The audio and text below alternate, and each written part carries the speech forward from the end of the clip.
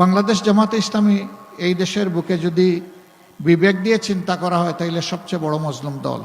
যেই দলের এক এক করে 11 জন নেতাকে ঠান্ডা মাথায় খুন করা হয়েছে জুডিশিয়াল কিলিং এর মাধ্যমে। 1947 সালে এই ভূখণ্ডটি প্রথম পাকিস্তানের অন্তর্ভুক্ত হয়। 23 বছর পূর্ব পাকিস্তান ছিল অখণ্ড পাকিস্তানের অংশ। সেই সময় পশ্চিম পাকিস্তান এবং পূর্ব পাকিস্তানের মধ্যে বিভিন্ন ক্ষেত্রে যে বৈষম্য এবং ব্যবধান তৈরি হয়েছিল, যে বঞ্চনা তৈরি হয়েছিল, তারই বিস্ফোরণ ঘটেছিল 70-এর নির্বাচনে। 70-এর নির্বাচন হওয়ার পরে স্বাভাবিকভাবে ক্ষমতা হস্তান্তর না হওয়ার কারণে একটা যুদ্ধ অনিবার্য হয়ে ওঠে, যেটা বাংলাদেশের মুক্তিযুদ্ধ। সেই যুদ্ধের মধ্য দিয়ে একই ভূখণ্ড আবার নতুন করে স্বাধীনতা লাভ করে বাংলাদেশ। এই বাংলাদেশের জনগণকে বলা হয়েছিল, যদি আমরা নিজেদেরকে শাসন করার সুযোগ পাই তাহলে আমরা এই দেশকে ইবনে বতুতা যে দেশ এসে দেখে গেছে সেই দেশে পরিণত করব। অর্থাৎ দেশটি হবে সুজলা সুফলা শস্য শ্যামলা, চতুর্দিকে মানুষ শান্তিতে বসবাস করবে, নিরাপত্তা এখানে শতভাগ নিশ্চিত হবে, মানুষ কাজ পাবে, উন্নয়নের অংশীদার হবে, সমাজের সব ক্ষেত্রে ইনসাফ প্রতিষ্ঠিত হবে, আর কোনো বৈষম্য থাকবে না। কিন্তু না, বাংলাদেশ হওয়ার পর 4 বছরের মতো আওয়ামী লীগ সুযোগ পেয়েছিল দেশটা শাসন করার। কি করেছে কি করে নাই, তখন যারা বিবেকবান ছিলেন, যারা জীবন্ত সাক্ষী ছিলেন, এখন যারা বেঁচে আছেন তারা এটা ভালো করেই জানেন। তারা দেশটাকে কার্যত একটি গুরুস্থানে পরিণত করেছিল। জায়গায় জায়গায় ছুপ ছুপ রক্ত আর খাড়ি খাড়ি লাশ। ব্যাংক ডাকাতি, বড় নেতার ছেলেরা পর্যন্ত ব্যাংক ডাকাতিতে লেগে গেল। মা বোনরা ইজ্জত নিয়ে ঘর থেকে বের হয়ে আবার ফিরতে পারবে তার কোনো নিশ্চয়তা ছিল না। রিলিফ আসলো বিপন্ন বাংলাদেশের অসহায় মানুষের জন্যে, সেই রিলিফ বাংলাদেশ পর্যন্ত পৌঁছতে পারল না, তার আগেই বিক্রি হয়ে গেল। 74-এর দুর্ভিক্ষে লক্ষ লক্ষ মানুষ মারা গেল, তাদের দাফন করার মতো সরকারের কোনো সময় ছিল না। জনগণ যেভাবে পেরেছে সেই বেওয়ারিশ লাশদেরকে দাফন করেছে। ঢাকায় আঞ্জুমানে মুফিদুল ইসলাম এই দায়িত্ব পালন করেছে। শুধু মুফিদুল ইসলামই কয়েক হাজার নয়, লক্ষ লাশ তারা দাফন করেছে। এমন একটি বাংলাদেশ তখন আমরা পেয়েছিলাম। আমরা ধারণা করি শেখ মুজিবুর রহমান সাহেব তার সমস্ত যোগ্যতা আন্তরিকতা দিয়ে চেষ্টা করেছেন, কিন্তু 11 দিনই বাংলাদেশ চালাতে পারবেন না। তার প্রয়োজন হবে তার সহযোগীদের সহযোগিতা। সেই সহযোগিতা তিনি পান নাই। আক্ষেপ করে অনেক কথাই তিনি বলে গেছেন, আমি এগুলো এখন বলতে চাই না। এরপরের পর্ব শুরু হলো। 3 বার সংক্ষিপ্ত ক্ষমতার হাত বদল হয়ে জিয়াউর রহমান সাহেব আসলেন, তিনি দেশ চালালেন, তাকেও নির্মমভাবে দুনিয়া থেকে বিদায় নিতে হলো।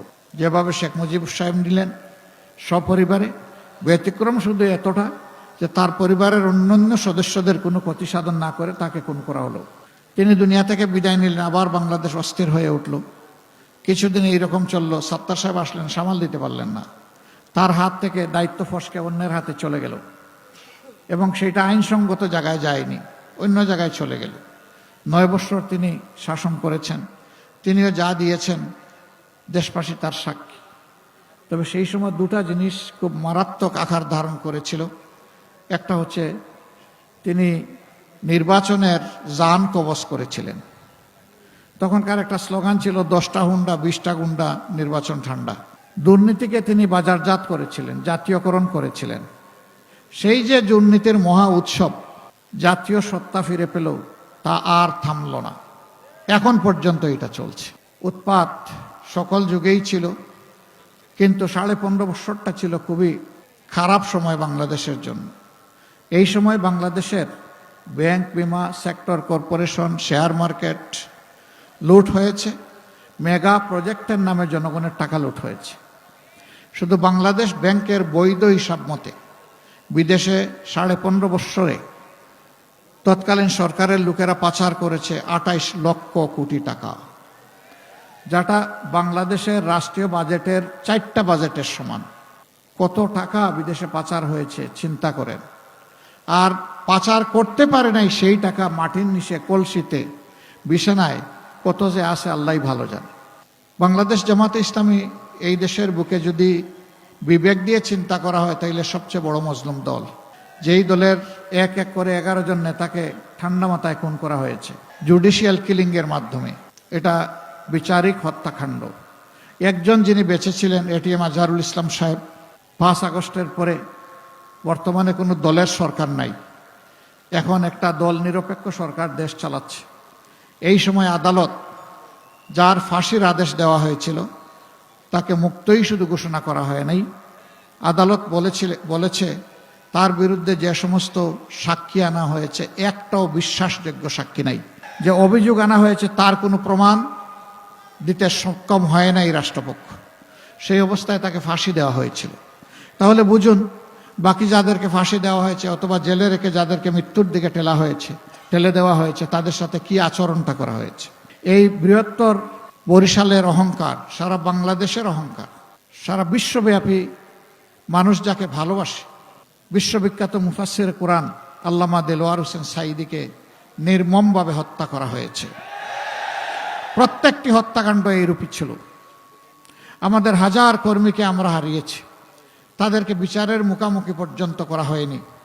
এক্সট্রা জুডিশিয়াল কিলিং, বিচার বহির্ভূত ভাবে তাদেরকে হত্যা করা হয়েছে। 5,000 সহকর্মী জীবনের তরে পঙ্গু হয়ে গেছে, কার 2 চোখ নাই, কার 1 চোখ নাই, কার হাত নাই, কার পাও নাই, কেউ মেরুদণ্ড আঘাত পেয়ে এখন প্যারালাইজড হয়ে বিছনায় পড়ে আছে। আমাদের অফিসগুলো 13.5 বছরে একটানা বন্ধ করে রাখা হয়েছিল, আমাদেরকে খুলতে দেওয়া হয়নি, 1 মিনিটের জন্য অফিসে যেতে পারিনি, কোনো অফিসে না। আমাদের কেন্দ্রীয় অফিস থেকে শুরু করে শাখা অফিস সবগুলার একই অবস্থা। আমাদের নিবন্ধন বাতিল করে দেওয়া হলো অন্যায়ভাবে, প্রতীক কেড়ে নেওয়া হলো। শেষ পর্যন্ত দিশাহারা হয়ে আমাদের সংগঠনটাকেই নিষিদ্ধ করে দিল। শুধু আমরা না, ইসলামী ছাত্র শিবির সহ যত সংগঠন আমাদেরকে ভালোবাসে সবগুলা নিষিদ্ধ। এ ঘটনা ঘটেছে 24-এর 1 আগস্ট। 5 আগস্ট স্বৈরাচারী সরকার বিদায় নিয়েছে। সম্মানিত ভাই ও বন্ধুগণ, এরপরে দেখেন একমাত্র দল যাদের নেতৃবৃন্দের ঘর বাড়ি বোলডোজার দিয়ে ভেঙে ছাই করে ফেলা হয়েছিল, হাজার হাজার কর্মীকে চাকরি থেকে বরখাস্ত করা হয়েছিল, সাসপেন্ড করা হয়েছিল, লক্ষ লক্ষ সহকর্মীর বিরুদ্ধে মামলা দিয়ে কার্যত গোটা বাংলাদেশকেই জেলে পরিণত করা হয়েছিল। এত কষ্ট বুকে চেপে যে দলটি চলছিল, সেই দলটিও জনগণের কষ্টে কখনো চুপ থাকেনি, ঘুমিয়ে পড়েনি। এই 15.5 বছর যেখানেই মানুষের দুঃখ দুর্দশা, বন্যা, খরা, ঘূর্ণিঝড়, জলোচ্ছ্বাস এবং আনন্যাচারাল ডেথ যত জায়গায় হয়েছে, সবার আগে যে সংগঠন দৌড়ে গিয়ে দাঁড়িয়েছে, এমনকি সরকারের আগে, তার নাম বাংলাদেশ জামাত ইসলাম। এই বরিশালের মানুষের সাক্ষী। 22 সালে বন্যার সময় সারা বাংলাদেশ আক্রান্ত হয়েছে, আপনারাও আক্রান্ত হয়েছে। আমাদের সামর্থ্য, সীমিত সামর্থ্য অনুযায়ী আমরা আপনাদের পাশে এসে দাঁড়ানোর চেষ্টা করেছি। কোনো জায়গায় আমরা চোখ বন্ধ করে থাকিনি। আমাদের হাতে অঢেল সম্পদ ছিল না, কিন্তু আমাদের বুকের ভিতরে সারা বাংলাদেশ ছিল। আমরা হৃদয় দিয়ে বাংলাদেশকে অনুভব করতাম। আমরা যখন যেতাম বিভিন্ন জায়গায় লোকেরা বলতো, এত কষ্টের মধ্যে আপনারা আছেন, আবার সেই আপনারাই আসলেন সবার আগে। অনেক লোক কেঁদেও দিত। আমরা গিয়ে বলতাম যে দেখেন, কোনো দয়া দাক্ষিণ্য করার জন্য এখানে আসিনি, এটি মানুষ হিসাবে আমাদের নৈতিক দায়িত্ব, আমরা আমাদের নৈতিক দায়িত্ব পালন করতে এসেছি। আমরা কোনোদিন বলতাম না আমরা রিলিফ নিয়ে এসেছি, আমরা বলতাম আপনাদের জন্য সামান্য উপহার সামগ্রী নিয়ে এসেছি। আমরা এটা বলতাম না যে আপনাদের দুঃখ দুর্দশা সব দূর করতে পারবো, আমরা বলতাম যে আমরা আপনাদের পরিবারের সদস্য হয়ে আপনাদের দুঃখের অংশীদার হতে এসেছি। আমরা এই চেষ্টা করেছি। সেই সংগঠন 5 তারিখ যখন আল্লাহ তাআলা একটা পরিবর্তন দিলেন, সবার আগে আমরাই ঘোষণা করলাম দলের পক্ষ থেকে আমরা কারো বিরুদ্ধে কোনো প্রতিশোধ নেব না। আমরা আমাদের সহকর্মীদেরকে বললাম, হ্যাঁ, শহীদ পরিবার এবং ক্ষতিগ্রস্ত মানুষগুলো তাদের ন্যায্য বিচার চাওয়ার এবং পাওয়ার অধিকার আছে। আপনারা যদি বিচার প্রার্থী হন, আমরা আপনাদেরকে সর্বাত্মকভাবে সহযোগিতা করব।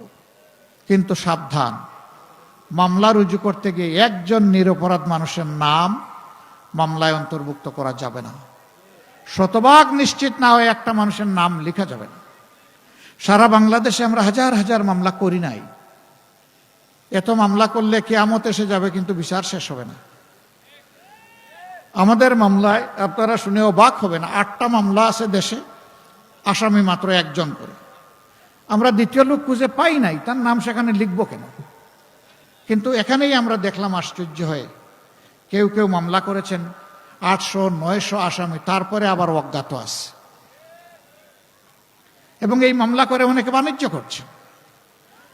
নিরীহ মানুষ যে কোনো অপরাধে ছিল না, হয়তো কোনো দল সমর্থন করেছে, এতটুকুর জন্য তার নাম দিয়ে তার কাছ থেকে এখন খাজনাপাতি আদায় করা হচ্ছে। মনে রাখবেন, দিন শেষে ওই মানুষগুলোর কাছে, সবার কাছে আপনাকে আমাকে যেতে হবে। যদি আপনি রাজনীতি করেন, আপনি জনগণকে উপেক্ষা করে চলতে পারবেন না। তো যে জনগণকে আপনি বিভিন্নভাবে কষ্ট দিবেন, সেই জনগণ আপনাকে কোন দৃষ্টিতে দেখবে, এটা অবশ্যই জনগণ বাছ বিচার করবে ইনশাআল্লাহ।